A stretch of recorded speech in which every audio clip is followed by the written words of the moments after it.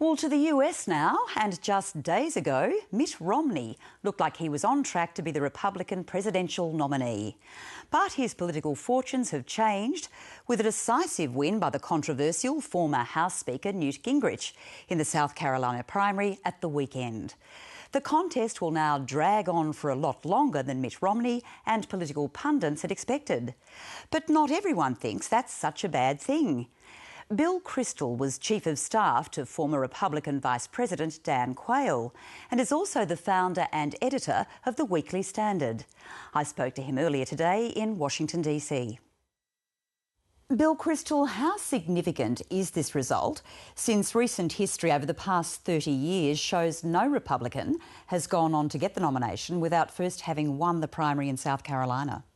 It's awfully significant, Heather, and the main reason is that Mitt Romney, if he had won South Carolina, would have had some ability to say, look, I'm the inevitable nominee, it's time to fall in line. And the establishment would certainly have hammered home that point. There would have been a lot of pressure on everyone who's been on the fence to jump off and go to Romney.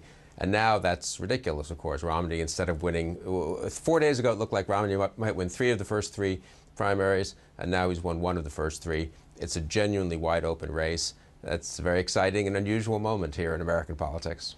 What went wrong for Mitt Romney?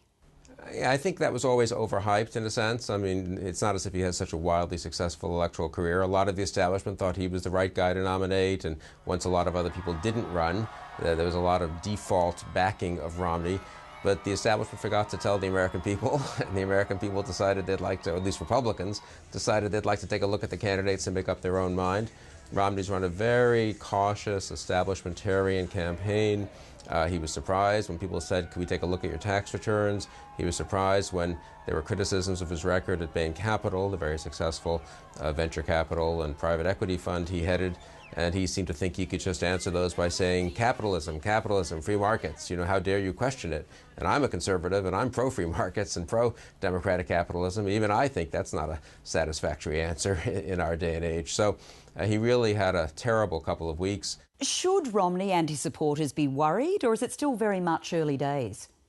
I think it's early days. I think it's quite possible someone else could even get in if Florida has an indeterminate result, or especially if Gingrich beats Romney in Florida. I think at that point there would be total panic among the establishment, but a lot of concern among a lot of other conservatives who are enjoying Newt Gingrich's rise and his success.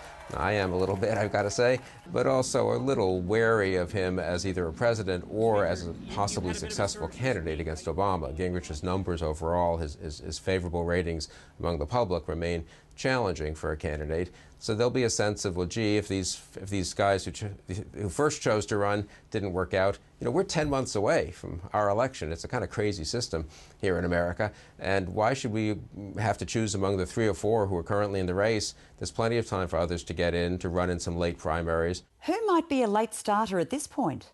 I think someone like Mitch Daniels, who's a 2-term governor of Indiana, very successful governor, a solid conservative, certainly acceptable to the establishment, but also a real populist touch, and has been just a terrific governor over the last 8 years, served in the federal government as well.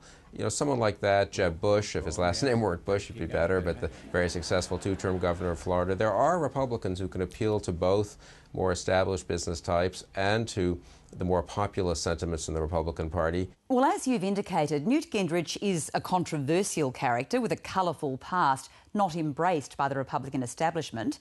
Might establishment heavyweights now be doing all they can to try to stem his momentum? Yeah, I think so. Maybe less because of his colorful past and more just because they're very nervous that he can't win. And some of them have doubts about whether he's sober and sort of stable enough to be a reliable president. On the other hand, I don't know. You know, voters look at Newt Gingrich and they see someone, and I see someone too to some degree, who came here in the 70s as a congressman, served for 20 years. It's not as if he's never been in federal office, worked his way up, became number 2, and then, of course, number 1 in the Republican Party in the House, Speaker of the House for 4 years. It was a rocky tenure. It was controversial. He also accomplished a lot of good things from a conservative point of view. I think the establishment, it has a lot of disdain for Newt Gingrich, but I'm not sure that's entirely merited. From this distance, the race is looking pretty nasty. Just how toxic is the political environment there at the moment? I don't think it's that toxic. I don't think there's much evidence in history that having tough, even bitter primary fights hurts a party necessarily in a general election. First of all, this general election will be mostly about President Obama's record. It's not going to be that much about, what one Republican said about another in January, 10 months before Election Day. And if you remember back to 2008, Hillary Clinton and Barack Obama ran a tough election fight. It went on forever. A lot of Republican friends of mine were sitting back and chortling, and this is really going to damage the Democrats. It didn't really matter at all. Obama won easily. In fact, Obama was helped, I would say, by the skills he developed, by having to defeat a tough opponent, by the degree to which Democrats got excited by their primary, and the Clinton supporters, after a few weeks of grumbling and getting used to it, came around to Obama. I think much of that would happen this time, I think, but of course one never knows. Is this crop of candidates really addressing the relevant issues, especially America's economic problems? I think they're trying to, and I think if you go to their websites and look at what their staffs have produced, it's perfectly competent, most of it pretty conventional, moderate conservative doctrines on economic policy, tax policy, regulatory policy, and the like. But I think one reason Gingrich has caught on is something you imply in your question, which is Gingrich at least seems to grasp the gravity of the situation. He seems to understand this is a big moment for America, that we have a huge amount of debt, that these entitlements are unsustainable, that fundamental changes in how our government works need to be made. One reason some of these Republican governors have been so popular, Chris Christie in New Jersey, Mitch Daniels in Indiana, is that they have made big changes. And what's ironic is that at the presidential level, we seem to be having, certainly in the person of Romney, a more timid, a more cautious, a more conventional campaign. I think that's one reason Gingrich has caught on. He may be an imperfect carrier of a big change message. He may be an imperfect executor of big changes.